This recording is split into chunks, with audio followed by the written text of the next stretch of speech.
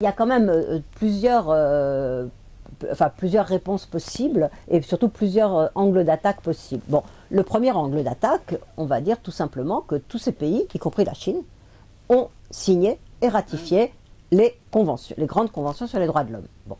Alors, quelquefois avec des réserves, et notamment certains pays musulmans vous disent aujourd'hui qu'il faut les interpréter à la lumière de la charia. Donc là, déjà, ça pose un petit problème. Ils sont d'accord pour les droits de l'homme, mais interprétés à la lumière de la charia. Non, mais par exemple, les deux réserves, enfin les deux points sensibles, c'est le statut des femmes et le statut de la religion. Le fait qu'on puisse, la liberté religieuse. Ça, c'est les deux points d'accrochage avec les pays musulmans. Alors, je ne sais pas dans quel sens prendre. Bon, disons un mot d'abord de l'Asie. Bon, en Asie, vous en trouvez combien des pays démocratiques et des États de droit? Il n'y en a quand même pas beaucoup. Hein. Donc, pour qu'il y ait une cour, enfin, il n'y a pas surtout pour qu'il y ait une cour, il faut qu'il y ait une organisation internationale. Il faut qu'il y ait une organisation internationale et une convention aux États-Unis. En Amérique, il y a une organisation des États américains et il y a une organisation de l'unité africaine, il y a un Conseil de l'Europe, hein, qu'il ne faut pas confondre avec l'Union européenne.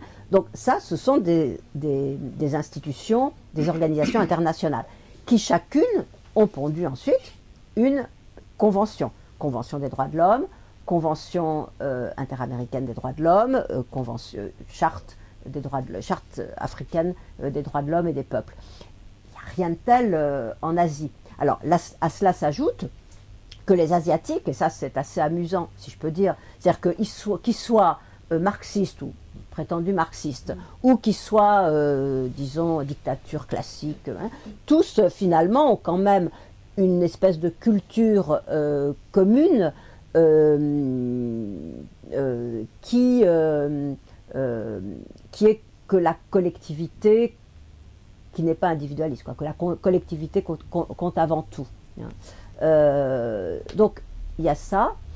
Alors, revenons maintenant, mettons de côté les Asiatiques, mais disons que les Asiatiques, il y a ce qu'on appelle, dans la contestation de l'universalité des droits de l'homme, on parle toujours de la contestation asiatiste, hein, dans laquelle on met, je vous dis, des gens très très différents. Alors, à côté de ça, une autre contestation de l'universalité des droits de l'homme, c'est ce qu'on pourrait appeler, même si c'est plus à la mode, la contestation tiers-mondiste. C'est-à-dire que nous avons notre culture, et finalement les droits de l'homme, c'est une invention de l'Occident. Donc est-ce que ça vaut pour tout le monde? Alors là-dessus, on peut aussi faire plusieurs réponses. Invention de l'Occident. Sous cette forme, oui. L'individu, c'est quelque chose, d'ailleurs le mot invention est un peu excessif, mais c'est né en Occident et on peut, quand on essaye de faire une généalogie, ce que j'essaye un petit peu dans le livre, mais c'est un peu, tout le monde essaye de faire ça, hein, on peut voir qu'est-ce qui se passait en Grèce, où il n'y avait certainement pas un concept de droit de l'homme, encore que on peut en trouver quelques éléments. Le christianisme a quand même eu une importance, parce que la valeur, la dignité de la personne humaine, ça compte aussi.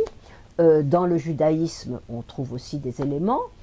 Mais évidemment, c'est surtout après, à la Renaissance, que l'individu est devenu important et il ne peut pas y avoir... C'est vrai que la conception des droits de l'homme, telle que nous la connaissons, elle est foncièrement individualiste, c'est-à-dire c'est l'individu. Bon, et puis ensuite, ça a continué. Mais, enfin, ça s'est développé, il y a eu la Révolution française, il y a eu la Révolution américaine et la Déclaration américaine, et puis ensuite, il y a eu, bien sûr, à un moment donné, la Déclaration universelle. Et quand même, le fait que tout le monde... Enfin, en 1948, c'est un peu spécial, parce qu'il n'y a pas encore la décolonisation, mais il y a déjà il y a déjà le bloc socialiste. Donc, ils ont quand même adhéré à cette idée des droits de l'homme. Une autre réponse qu'on peut faire, c'est que, parce que il faut pas non, enfin, l'alternative à l'universalité des droits de l'homme, c'est le relativisme. Donc au fond, on peut aussi, il y en a qui disent, bon, les droits de l'homme, c'est bon pour nous, pas pour les autres. Bon, sauf que quand il y a les révolutions arabes, quand il y a Tiananmen, au nom de quoi les gens se révoltent? Au nom des droits et des libertés. Ce qui prouve bien que c'est pas juste un truc d'occidental. C'est quand même quelque chose qui est très important. Alors après, il y a toute une série de réflexions plusieurs types de réflexions qui se font. Il y a celles qui disent effectivement il faut faire attention à ce que cette universalité ne soit pas imposée, mais qu'elle soit finalement déclinée, par exemple. Alors déclinée jusqu'à un certain point, parce que si c'est pour faire comme les pays musulmans, ça va pas. Oui. C'était pour avoir un petit peu, disons, l'adapter par rapport à la mentalité, tout en gardant voilà, c'est ça. La ligne. Voilà, mais même là, voilà, exactement, c'est un peu ce qu'on dit.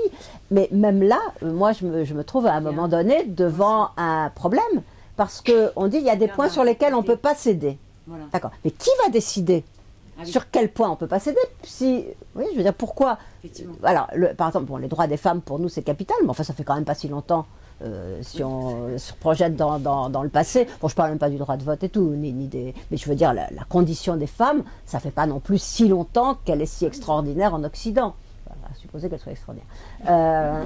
Mais bon, qu'est-ce qui est habilité à dire il y a des choses sur lesquelles on peut pas céder. Voilà. Alors, autre chose aujourd'hui, ce qui est aujourd'hui très à la mode, et ça pose plein de problèmes aux associations de défense des droits de l'homme, c'est tout ce qu'on appelle la pensée décoloniale, et qui met quand même qui est très compliqué, qui cause, comment dirais-je, qui entraîne des tensions, bien sûr, mais aussi des vrais problèmes par rapport aux associations universalistes, genre Ligue des droits de l'homme ou même RAP, etc.